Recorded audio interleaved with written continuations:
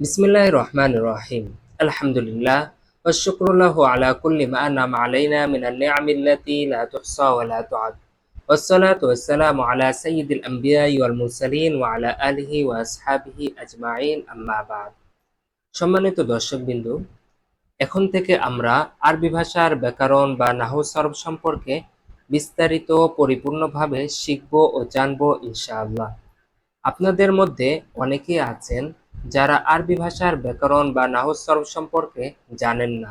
তারা এই কোর্স করে ইনশাআল্লাহ অনেকটাই নাহু সরফ এবং আরবি ভাষার ব্যাকরণ জানতে পারবেন।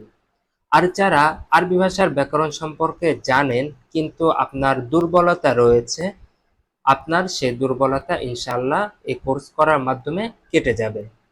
তবে হ্যাঁ, আপনাদের সবাইকে পরিপূর্ণভাবে এই কোর্সটা সম্পূর্ণ করতে হবে। প্রত্যেক ক্লাসে অবশ্যই জয়েন হতে হবে। আজকে যেহেতু আমাদের প্রথম ক্লাস, তো প্রথম ক্লাসে আমরা এমন মুস্তালাহাত বা পরিভাষাগুলো জানবো যে পরিভাষাগুলো আমাদেরকে কোর্সের শুরুতে অবশ্যই জানা জরুরি। কারণ এই বিষয়গুলো যদি আমাদের জানা না থাকে তাহলে আমরা অনেক সময় অনেক কিছুই বুঝতে পারবো না। তবে হ্যাঁ, এখন আপনাদেরকে যা পড়ানো হবে হয়তো পরিপূর্ণভাবে এটা আপনি বুঝতে পারবেন না। তবে এই বিষয়টা নিয়ে চিন্তা করবেন না। এটা যখন আসবে তখন আপনি সহজে বুঝতে পারবেন। কিন্তু আমরা শুরুতে এই পরিভাষাগুলো একটু মাথায় রেখে দেব। তো আমাদের এই পরিভাষাগুলো নিয়ে আজকে আমাদের প্রথম ক্লাস। সামনের ক্লাস থেকে আমরা আমরা আরবি ভাষার ব্যাকরণ বা নাহু সরফ সম্পর্কে ধারাবাহিকভাবে ক্লাস করব ইনশাআল্লাহ। তো চলুন শুরু করি। বিসমিল্লাহির রহমানির রহিম। বিসমিল্লাহির রহমানির রহিম। ভাষার নিয়ম কানুনকে ব্যাকরণ বা কওয়াইদুল লুগা বলে। আর আরবি ভাষার নিয়ম কানুন ও ব্যাকরণকে কওয়াইদুল লুগাতিল আরবিয়্যা বলে, মানে আরবি ভাষার ব্যাকরণ। আরবি ভাষার ব্যাকরণ এটা দুই ভাগে বিভক্ত, এক হচ্ছে নাহু, আরেকটা হচ্ছে সরম। শব্দের গঠন ও রূপান্তরের নিয়ম কানুন জানাকে ইলমুস সরফ বলে। এখানে শব্দের গঠন জানা যাবে এবং বিভিন্ন যে রূপ হচ্ছে, এক এক সময় এক এক ধরনের হচ্ছে, এটা জানা যাবে। আর শব্দের নির্ভুল গঠন ও রূপান্তর ইলমুস সরফের উদ্দেশ্য। তো আমরা ইলমুস সরফ সম্পর্কে আরো বিস্তারিত পরে জানবো ইনশাআল্লাহ। এখন শুধু আমরা পরিচয় জেনে নিচ্ছি। বিভিন্ন শব্দকে যুক্ত ও বিন্যস্ত করার নিয়ম কানুন জানাকে ইলমুন নাহু বলে। অর্থাৎ এখানে বিভিন্ন শব্দকে, একটা দুটা তিনটা একাধিক শব্দকে যুক্ত কিভাবে করতে হবে, কিভাবে বাক্য বানাতে হবে ইত্যাদি বিষয় জানা যাবে। যেমন কলামুন। কলামুন অর্থ কলম, রাশেদ অর্থ রাশেদ, জাদিদুন অর্থ নতুন। এখানে দেখেন তিনটা শব্দ আছে। এই তিনটা শব্দকে কিভাবে আপনি সাজাবেন এটাই জানা যাবে ইলমুন নাহু অংশে। আপনি এভাবে বলবেন, আগে কলাম বলবেন, কলামু রাশিদিন জাদিদুন। এটাকে এভাবে সাজাবেন, কলামু রাশিদিন জাদিদুন। আপনি যে এই যে এভাবে সাজালেন, এটা আপনি কিভাবে সাজালেন?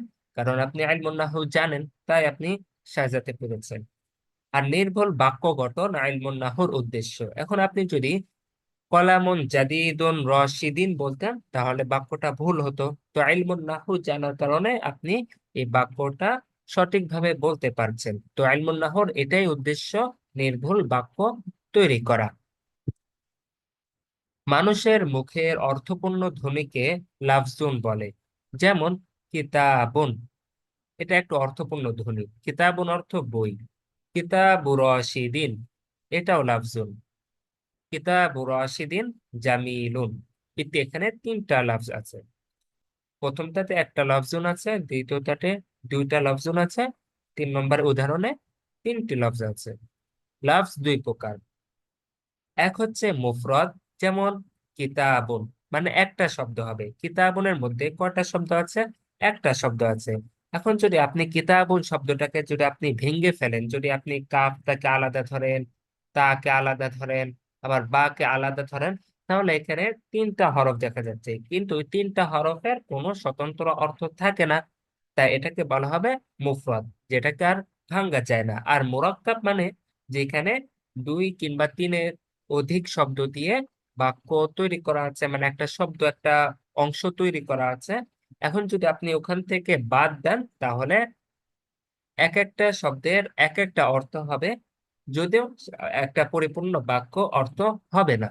যেমন কিতাব রাশিদিন, এখান থেকে যদি আপনি কিতাবুনকে আলাদা ধরেন, আবার রাশিদুনকে আলাদা ধরেন, তাহলে রাশেদ একটা পরিপূর্ণ অর্থবাদক শব্দ।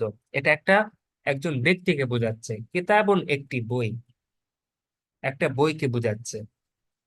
তো অর্থের মধ্যে কোন রকম পরিবর্তন হচ্ছে না। হ্যাঁ, এতটুকু যে কিতাব ও রাশিদিন অর্থ রাশেদের বই, কিন্তু আপনি ভাঙ্গার কারণে শুধু অর্থ হচ্ছে কিতাবুন অর্থ একটি বই, আর রাশেদ অর্থ হচ্ছে রাশেদ। তো কিতাব ও রাশিদিন জামিলুন, এখানে আপনি তিনটা ভাগ করতে পারেন। কিতাবুনকে আলাদা করতে পারেন, রাশিদকে আলাদা করতে পারেন, জামিলুনকে আলাদা করতে পারেন। তো যে শব্দকে আলাদা করলে, যে অংশটাকে আলাদা করলে অর্থের মধ্যে কোনো রকম পরিবর্তন হয় না, সেটাকে বলা হয় মুরাক্কাব। আর মুফরাদ মানে যেখানে যে বাক্যটা যে অংশটা ভাঙলে আর কোনো অর্থই থাকে না, তাকে বলে মুফরাদ। যে লফজ বিযুক্ত অর্থ প্রকাশ করে এবং বিভক্ত হলে অর্থহীন হয়ে পড়ে তাকে কি বলে? মুফরাদ বা কালিমা বলে, শব্দ বলে। আর যে লফজ যুক্ত অর্থ প্রকাশ করে এবং বিভক্ত হওয়ার পরও অর্থপূর্ণ থাকে তাকে মুরাক্কাব বলে। মুফরদ বা কালিমা হচ্ছে তিন প্রকার। এক হচ্ছে ইসিম, দুই ফেল, তিন হচ্ছে হরফ। যে কালিমা নিজেই নিজের অর্থ প্রকাশে করতে পারে এবং তাতে তিন কাল বলতে কি? অতীত, বর্তমান, ভবিষ্যৎ, তিন কালের কোনো কাল থাকে না, তাকে ইসিম বলে। যেমন কিতাবুন, কিতাবুন এই শব্দটা নিজেই নিজের অর্থ প্রকাশ করতে পারছে। অর্থ হচ্ছে কি? একটি বই, একটি বই। কিতাবুন শব্দটা এখানে কোনো অতীত নাই, বর্তমানও নাই, আবার ভবিষ্যৎও নাই, তাই এটাকে বলা হবে ইসিম। আর যে কালিমা নিজে নিজের অর্থ প্রকাশ করতে পারে, ঠিক আছে, কিন্তু তাতে তিন কালের কোনো কাল থাকবে, তাকে বলা হয় ফেল। যেমন জাহাবা, জাহাবা অর্থ সে গিয়েছে, নিজে নিজের অর্থ প্রকাশ করতে পারছে, ঠিক আছে, কিন্তু এখানে একটা অতীতের অর্থ দিচ্ছে। জাহাবা এটা অতীতের অর্থ দিচ্ছে। ইয়াজহাবু এটা বর্তমান ও ভবিষ্যতের অর্থ দিচ্ছে। তো এটা যেহেতু কালের সাথে সম্পৃক্ত, তাই এটাকে বলা হবে ফেল। আর যে কালিমা নিজে নিজের অর্থ প্রকাশ করতে পারে না, বরং আরেকজনের সাহায্য লাগে, তাকে বলা হয় হরফ। যেমন লি, লাম, এর অর্থ জন্য। জন্য এটা নিজে নিজের অর্থ প্রকাশ করতে পারে না, তারপরে একটা কিছু থাকতে হবে যেটা তার অর্থ পরিপূর্ণটা দান করবে। যেমন রাশিদিন, রাশেদের জন্য। শুধু লামের কোনো অর্থ হয় না। তারপরে ফি, ফি অর্থ কি? মধ্যে। কিসের মধ্যে? কোথায়? এটা কোনো বুঝে যায় না। পরবর্তী শব্দ যদি না আসে তাহলে ফি এর কোনো নিজস্ব অর্থ থাকে না।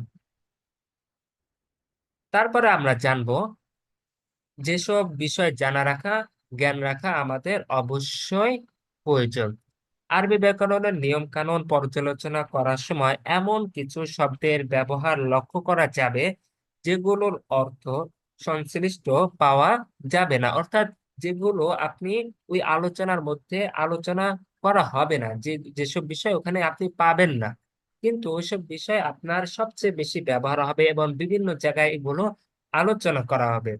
তো এইসব বিষয়গুলো, যেসব বিষয় আপনি সব জায়গায় পাবেন না কিন্তু ওগুলো সব জায়গায় ব্যবহার হবে, বিস্তারিত আলোচনা সব জায়গায় পাবেন না কিন্তু ওগুলো সব জায়গায় ব্যবহার হবে, এমন বিষয়গুলো অবশ্যই আমাদের জানা রাখা, জেনে রাখা প্রয়োজন। এতে করে ব্যাকরণের বিষয়সমূহ বুঝতে সমস্যা হতে পারে। যদি আমরা না জানি তাহলে সমস্যা হতে পারে, তাই সে সম্পর্কে জেনে রাখা অনেক প্রয়োজন। প্রথমত হামজাতুল ওয়াসল। কোন কোন জায়গায় আপনাকে বলা হবে হামজাতুল ওয়াসল, হামজাতুল কথা, এটা আপনাকে বলা হবে, কিন্তু আপনি তখন, এখন যদি বিষয়টা না জেনে রাখেন তাহলে তখন এত বিষয়টা বুঝবেন না, কারণ তখন আপনাকে আপনার সাথে হামজাতুল ওয়াসল নিয়ে আর আলোচনা করা হবে না।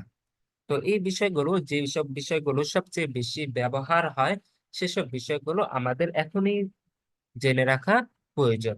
এক হচ্ছে হামজাতুল অসল। হামজা হলো হরকতযুক্ত আলিফ। আলিফকে যদি আপনি জবর জের পেশ দেন তাহলে সেটা কি হয়ে যায়? হামজা হয়ে যায়। আর অসল অর্থ হচ্ছে একত্রিত করা, মিলিয়ে নেওয়া। যে হামজা কোন শব্দের সাকিন যুক্ত প্রথম অক্ষর উচ্চারণের স্বার্থে ব্যবহৃত হয়, এমতা অবস্থায় পূর্বের কোনো বাক্য বা শব্দের সাথে মিলিয়ে পড়লে অনুচ্চারিত হয়, তাকে বলা হয় হামজাতুল ওয়াসল। যেমন দেখেন, ইযহাব। ইযহাব মূলত কি ছিল? যাহাবা। মূলত কি ছিল?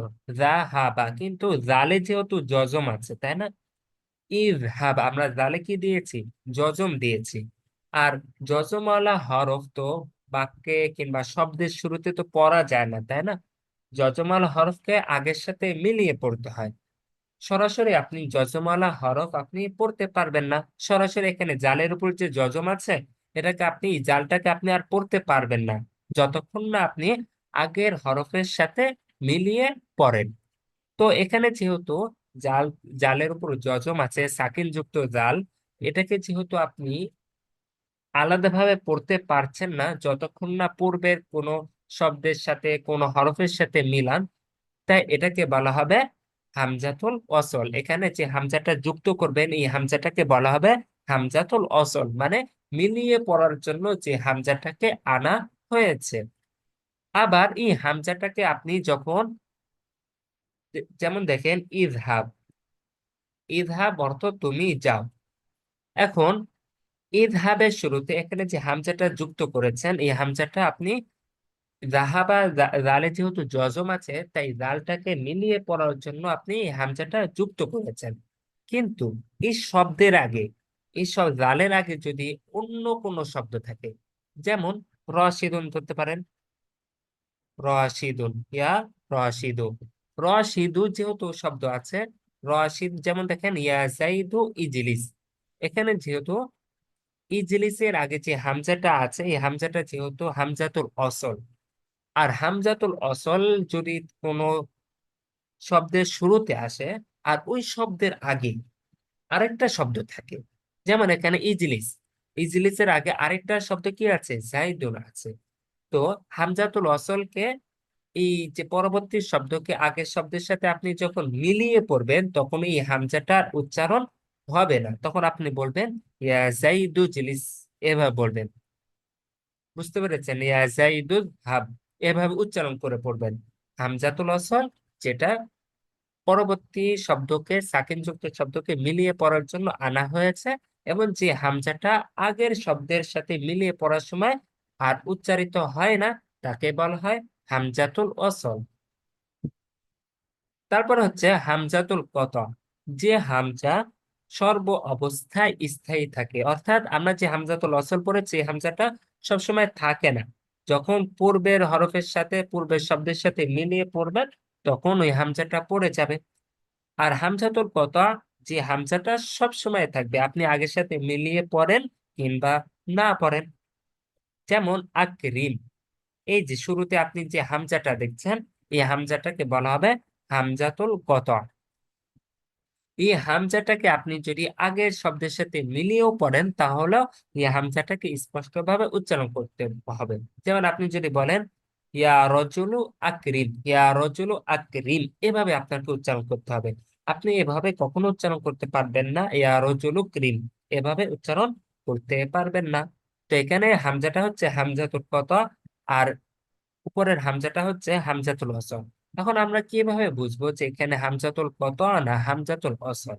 এটা আমরা যখন ফেল করব, তখন আমরা সহজে বুঝতে পারবো যে এখানে হামজাতুল কতা হবে না হামজাতুল ওয়াসল হবে। তো এটা নিয়ে আমরা পরবর্তীতে যখন আমরা ফেল নিয়ে আলোচনা করব, তখন বিষয়টা স্পষ্ট হয়ে যাবে। তো আমরা আপাতত মনে রাখি হামজাতুল কতা কাকে বলে আর হামজাতুল ওয়াসল কাকে বলে। তারপরে হচ্ছে আল আলিফুল মামদুদা। এটা সবচেয়ে সব জায়গায় ব্যবহার হয়। এটা আমাদের ভালোভাবে বুঝে রাখা, জেনে রাখা অবশ্যই প্রয়োজন। যে আলিফের পর একই শব্দ একই শব্দে হামজা হয় তাকে আলিফে মামদুদা বলে। যেমন দেখেন হামরাউ, এখানে যে আলিফ দেখছেন এই আলিফের পরে আবার কি আছে, হামজা আছে। তো একই শব্দে আলিফ এবং হামজা যদি একসাথে থাকে, তাহলে এই আলিফটাকে আপনি বড় করে পড়বেন এবং এই আলিফটাকে বলা হবে আল আলিফুল মামদুদা। মানে যে আলিফের পরে হামজা থাকে সে আলিফটাকে বলা হয় আল আলিফুল মামদুদা, এবং এটাকে দীর্ঘ স্বরে পড়তে হয়। হামরা ও বাইদ ও, এই সব জায়গায় কি আলিফে মামদুদা, কারণ আলিফও আছে এবং কি হামজাও আছে। যেখানে আলিফ ও হামজা একসাথে থাকে সেটাকে বলা হয় আল আলিফুল মামদুদা। এটা আমাদের ভালোভাবে বুঝতে হবে। আলিফুল মাকসুরা, এ ধরনের আলিফকে অল্প স্বরের মাধ্যমে উচ্চারণ করতে হয়। যেমন ঈসা, অর্থাৎ খারা জবর খারাজের উল্টা পেশ, এগুলোকে বলা হয় আল আলিফুল মাকসুরা। আপনারা সহজে বুঝতে পারেন আল আলিফুল মাকসুরা হচ্ছে যে খারা জবর খারাজের আর উল্টা পেশ। আর যেখানে আলিফে মাকসুরার জন্য একটা ইয়ার উপর লেখা হয়, যে আলিফে মাকসুরাটা ইয়ার উপর লেখা হয়, যেমন ঈসা দেখেন একটা ইয়ার উপর লেখা হয়েছে, মুসা ইয়ার উপর লেখা হয়েছে, আসা। এখানে সব জায়গায় কি খারা জবর খারাজের হবে কিংবা খারা পেশ হবে। তো আলিফে আলিফে মামদুদা হচ্ছে যেখানে লম্বা আলিফ থাকবে এবং তারপরে হামজা থাকবে। আর আলিফে মাকসুরা যেখানে খারা জবর খারাজের উল্টা পেশ হবে এবং সেগুলো ইয়ার উপর লেখা থাকবে। আর হযফ মানে কোন শব্দ থেকে একটা হরফ কিংবা কোন বাক্য থেকে একটা একটা শব্দ উজ্জ করা হবে, তাকে বলা হবে হযফ। যেমন ইয়া রাশিদুন, ইয়া রাশিদু, আপনি ইয়াটাকে উজ্জ করে আপনি বলতে পারেন শুধু রাশিদু। তো ইয়াটাকে বলা হবে, এই ইয়াটাকে কি করেছেন আপনি হযফ করেছেন মানে উজ্জ করেছেন। আর যাকে উজ্জ করেছেন, ইয়াটাকে যেহেতু উজ্জ করেছেন তাই ইয়াটাকে বলা হবে মাহজুফ, মানে যাকে উজ্জ করা হয়েছে। তারপর হচ্ছে সিগা, শব্দ বা শব্দরূপকে সিগা বলে। এটা আমরা ফেলের সময় ভালোভাবে বুঝবো। সিগা মানে হচ্ছে যেমন দাহাবা দাহাবা দাহাবতা দাহাবতি, এগুলোকে সিগা বলে। মুকদ্দার মানে যেটা আপনি উজ্জ রেখেছেন, যেটা উজ্জ্বল সরাসরি বাক্যে উল্লেখ নাই বরং তা বাক্যের মধ্যে বিদ্যমান আছে। যেমন যেমন দেখেন রাহাবা, রাহাবা এখানে এর ফাইল হচ্ছে হুয়া। এই হুয়াটা কোথায়, হুয়াটা তো আমরা দেখতে পাচ্ছি না তাই না। এই হুয়াটাকে, হুয়াটা কি আছে, উজ্জ্বল রয়েছে, যেটা আমরা ধরে নিচ্ছি হুয়া। তো হুয়াটাকে বলা হবে মুকদ্দার, যে বর্ণ শব্দের মধ্যে থাকে না কিন্তু অর্থের মধ্যে পাওয়া যায়। যেমন যাহাবা অর্থ কি, সে গিয়েছে, সে আরবি কি হুয়া। তো হুয়াটা এখানে দেখা যাচ্ছে না কিন্তু অর্থের মধ্যে এটা পাওয়া যাচ্ছে। আমর মানে হচ্ছে আদেশ, আপনি আদেশ সূচক ফেলকে আমর বলবেন। নাহি মানে হচ্ছে নিষেধ বাচক ফেল। আর মুসবাত মানে হাবাচক শব্দ, হাবাচক শব্দকে মুসবাত বলে। আর মানফি মানে নাবাচক শব্দকে বলেন। মারুফ মানে যে ফেলের ফায়েল বা কর্তা জানা আছে। যেমন দেখেন নাসরা রশিদুন, এখানে নাসরা রশিদুন, এখানে কে সাহায্য করেছে এটা আমার জানা আছে। কাকে সাহায্য করেছে, ধরেন খালিদান, নাসর রাশিদুন খালিদান। এখানে নাসর হচ্ছে ফেল, রাশিদুন ফাইল, খালিদান মাফউল। এখানে কে সাহায্য করেছে এটা আমার জানা আছে, ফাইল বা কর্তা ব্যক্তি জানা আছে, তাই এটাকে বলা হবে মারুফ। আর মাজহুল মানে যে ফেলের ফাইল বা কর্তা জানা নাই। যেমন দেখেন নুসির খালিদুন, খালেদকে সাহায্য করা হয়েছে। খালেদকে কে সাহায্য করেছে এটা কি আমি জানতে পেরেছি, খালেদকে কে সাহায্য করেছে এটা আমার জানা নাই, তাই এটাকে বলা হবে মাজহুর। তারপর হচ্ছে গায়েব, গায়েব মানে হচ্ছে নাম পুরুষ বা অনুপস্থিত। যেমন দেখেন হুয়া, হুয়া অর্থ সে, এটা হচ্ছে নাম পুরুষ। হিয়া এর অর্থ হচ্ছে কি সে, এটাও নাম পুরুষ, তো এটাকে বলা হবে গায়েব। তারপর হচ্ছে হাদের, হাদের মানে হচ্ছে মধ্যম পুরুষ বা উপস্থিত কর্তা। যেমন আন্তা, আন্তা অর্থ হচ্ছে তুমি, এই আন্তা অর্থ যে তুমি, এই আন্তাকে বলা হবে হাদের। আর মুতাকাল্লিম অর্থ উত্তম পুরুষ বা নিজে যেটা বোঝায় সেটাকে বলা হয় কি মুতাকাল্লিম। যেমন আনা, আনা অর্থ আমি। তো গায়েব মানে হচ্ছে সে কিংবা তারা। আর হাদের মানে হচ্ছে মধ্যম পুরুষ তুমি তোমরা। আর মুতাকাল্লিম অর্থ হচ্ছে উত্তম পুরুষ আমি আমরা। আর মুজাক্কার হচ্ছে পুরুষবাচক শব্দকে মুজাক্কার বলে। আরবি ভাষার শব্দ দুই প্রকার, একটা হচ্ছে মুজাক্কার বা পুরুষবাচক শব্দ, আরেকটা হচ্ছে মুয়ান্নাস কিংবা মহিলাবাচক শব্দ। বাহাস মানে অর্থ আলোচনা করা। ওয়াহেদ মানে এক বচন বা এক বচন শব্দ। যেমন কিতাবুন অর্থ কি একটি বই, এটা হচ্ছে এক বচন। আবার কিতাবানি অর্থ কি দুটি বই, এটা হচ্ছে দ্বিবচন অর্থাৎ তাসনিয়া, দ্বিবচন। আরেকটা হচ্ছে কুতুবুন, এর অর্থ হচ্ছে বই সমূহ, এটা হচ্ছে বহুবচন বা জামা। মাসদার বা ক্রিয়ার উৎপত্তি স্থল। যেমন নাসরা ইয়ানসুরু, নাসরা এই ফেলটা কোন জায়গা থেকে তৈরি হলো? এই ফেলটা তৈরি হয়েছে আন নাসরু থেকে। তো আন নাসরুটাকে বলা হবে মাসদার। আর জমির মানে সর্বনাম, যেটা নামের পরিবর্তে ব্যবহার হয়। আর ফেল মানে ক্রিয়া বা ভার্ব। আর মাদ্দা মানে শব্দমূল। কোন শব্দে ধরেন পাঁচটা হরফ আছে, যেমন দেখেন আখরাজা, আখরাজা এখানে চারটা হরফ আছে, কিন্তু এই চারটা মূল হরফ না, এর মাদ্দা বা মূল হরফ কি তিনটি। এক হচ্ছে খ, র, জিম, এই তিনটা হচ্ছে মাদ্দা। এই শব্দের এই ফেলের মাদ্দা হচ্ছে তিনটি, আর হামজাটা কি অতিরিক্ত। তারপরে জানবো শাকসুন। শব্দের বিভিন্ন প্রকার রূপকে সিগা বলে।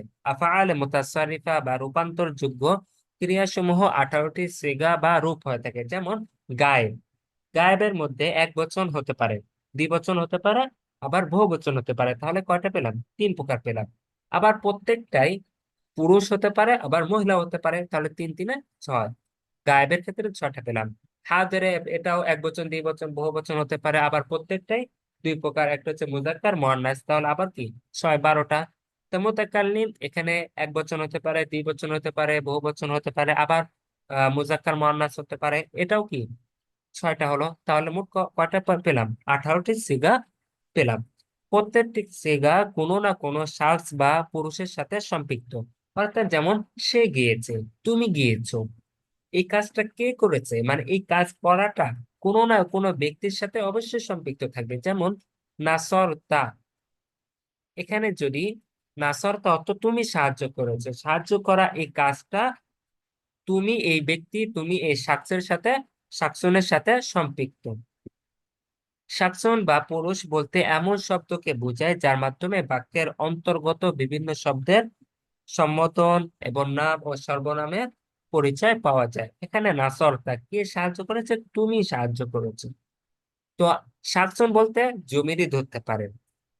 তারপরে আমরা জানবো আরবি ব্যাকরণকে মোট 5টি ভাগে ভাগ করা যায়। এক হচ্ছে ইলমুল ইমলা, অর্থাৎ যেগুলো আমরা আগে থেকে জানি যে আরবি ভাষার হরফ 29টি, মাখরাজ 17টি, তারপরে গুণনা, তাসদীদ, জজম কিভাবে করতে হয়, হরকত কিভাবে করতে হয়, এগুলোকে বলা হয় ইলমুল ইমলা। এগুলো আমরা অবশ্যই জানি, তো এটা নিয়ে আমাদের আলোচনার বিষয় না। ইলমুস সরফ, যে নিয়ম কানুন বা জ্ঞান দ্বারা আরবি সিগা বা শব্দ গঠন, পরিবর্তন, পরিবর্ধন ও রূপান্তর সম্বন্ধে অবগত হওয়া যায় তাকে ইলমুস সরফ বলে। যেমন নাসরা, নাসরা, এখান এখান এটাকে আপনি পরিবর্তন করে বলছেন নাসর তা। এখন এটাকে যে আপনি পরিবর্তন করলেন, এই পরিবর্তন করারও তো কিছু নিয়ম আছে, তাই না?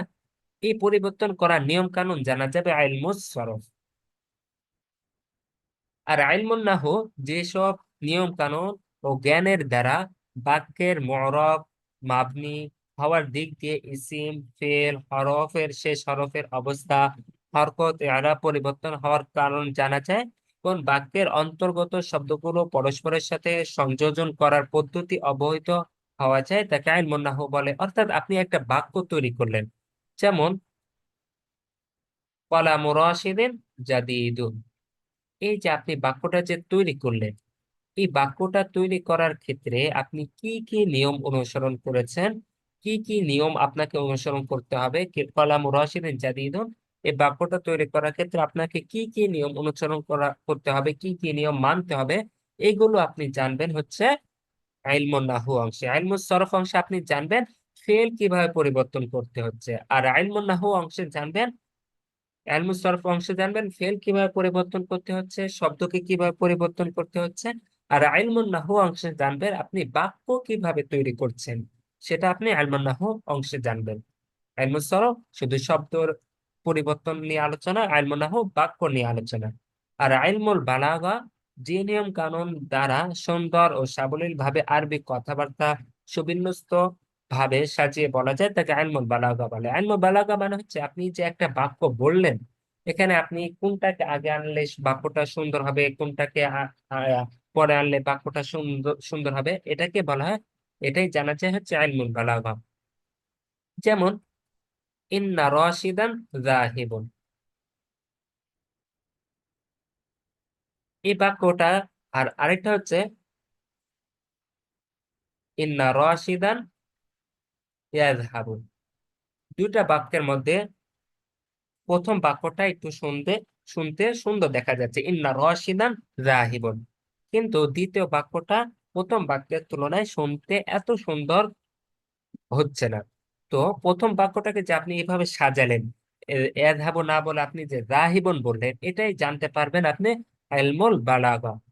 তারপরে ইলমুল উরুদ, যে নিয়ম কানুন দ্বারা আরবি বাক্যস্থিত ছন্দের বিন্যাস ও উহার প্রয়োগ সম্পর্কে অবহিত হওয়া যায় তাকে ইলমুল উরুজ বলে। অর্থাৎ আপনি এটাতে বিভিন্ন কবিতা, বিভিন্ন কবিতা যে বানানো, বিভিন্ন কবিতা বানানোর যে বিভিন্ন নিয়ম কানুন আছে, ওটা আপনি ইলমুল উরুদ অংশে জানতে পারবেন।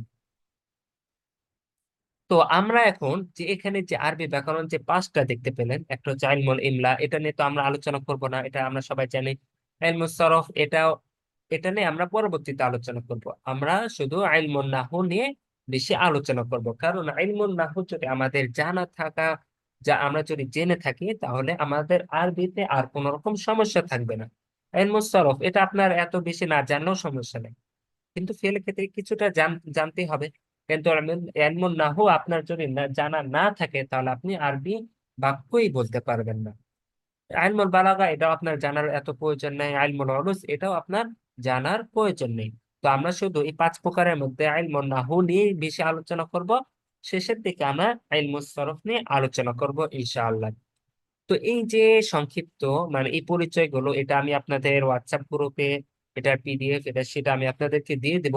ইনশাল্লাহ আপনারা সবাই এটা ভালোভাবে মুখস্থ করবেন, কারণ এই ছোট খাটো নিয়ম কানুন গুলো আপনার জানা না থাকার কারণে আপনি পরবর্তীতে যখন বিভিন্ন বিষয় নিয়ে আলোচনা করা হবে, তখন আপনি এই বিষয়টা বুঝতে পারবেন না, পরবর্তীতে আপনারই বুঝতে অসুবিধা হয়ে যাবে। তো এই বিষয়গুলো আপনাকে অবশ্যই অবশ্যই জানতে হবে, এবং এগুলো আপনাদের মুখস্থ রাখতে হবে, কারণ এগুলো আপনার এখানে আলোচনা করা হচ্ছে, এটা নিয়ে পরবর্তীতে এত বিস্তারিত আলোচনা করা হবেও না। এগুলো অনেক সময় অনেক জায়গায় সব অধিকাংশ নাহু সরফের অধিকাংশ অংশে এসব বিষয় থাকে। তো এইসব বিষয় যেহেতু একটা কমন বিষয়, তো এই বিষয়গুলো আপনাদের অবশ্যই জানা থাকতে হবে।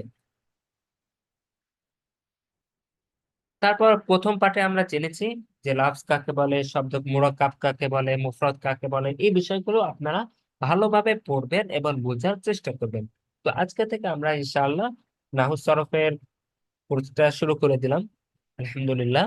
তো আমরা ধারাবাহিক ভাবে প্রতিদিন নাহু সরফের বিভিন্ন বিষয়গুলো নিয়ে আমরা আলোচনা করব ইনশাআল্লাহ। আর আপনাদের কাজ থাকবে হচ্ছে বিষয়গুলো ভালোভাবে বুঝে, একবার যদি দেখে আপনি বুঝতে না পারেন, দুইবার দেখবেন, দুইবারও বুঝতে না পারলে তিনবারও দেখবেন। আপনারা যদি এই বিষয়গুলো বারবার দেখেন, দেখবেন বিষয়টা একেবারে ইজি হয়ে গিয়েছে। প্রথমবার হয়তো এত ভালোভাবে বুঝবেন না, নাহু সরফের অনেক বিষয় থাকবে, অনেক আলোচনা থাকবে, কোনো বিষয় অনেক দীর্ঘ আলোচনা করা হবে, কোনো বিষয় একটু কম আলোচনা করা হবে। তো আপনি যেটাই আপনার আলোচনা করা হয়, আপনি একবার দেখে ক্ষান্ত হবেন না, আপনি একবার দেখে রেখে দিবেন না, আপনি বারবার দেখবেন এবং সেগুলো নিয়ে আপনি বারবার প্র্যাকটিস করবেন। আর আপনারা চেষ্টা করবেন প্রত্যেক ক্লাসে খাতা কলম নিয়ে বসার, খাতা কলম নিয়ে বসবেন এবং নোট করবেন। নোট করলে বিষয়টা দেখবেন অনেকটাই স্পষ্ট হয়ে গিয়েছে। হয়তো আপনি ক্লাসে হয়তো বুঝতে পারছেন না, কিন্তু আপনি নোট করে রাখছেন, ক্লাসের পর আপনি এক নজর দিবেন, একবার দেখবেন, দেখবেন বিষয়টা একেবারে ইজি হয়ে গিয়েছে, একেবারে সহজ হয়ে গিয়েছে। তো সেই জন্য আপনাদেরকে অবশ্যই এই বিষয়গুলো খেয়াল রাখতে হবে। তো এই হচ্ছে আমাদের এখনকার ক্লাস। একটু পরে আবার আরেকটা ক্লাস হবে ইনশাআল্লাহ। তো সে পর্যন্ত সবাই থাকবেন। আসসালামু আলাইকুম ওয়া রাহমাতুল্লাহি ওয়া বারাকাতুহু। আর হ্যাঁ, আপনাদের যদি কোনো রকম প্রশ্ন থাকে অবশ্যই কমেন্টে করে রাখবেন, ইনশাআল্লাহ আপনার কমেন্টে রিপ্লাই দেওয়া হবে। তো সবাই ভালো থাকবেন। আসসালামু আলাইকুম ওয়া রাহমাতুল্লাহ।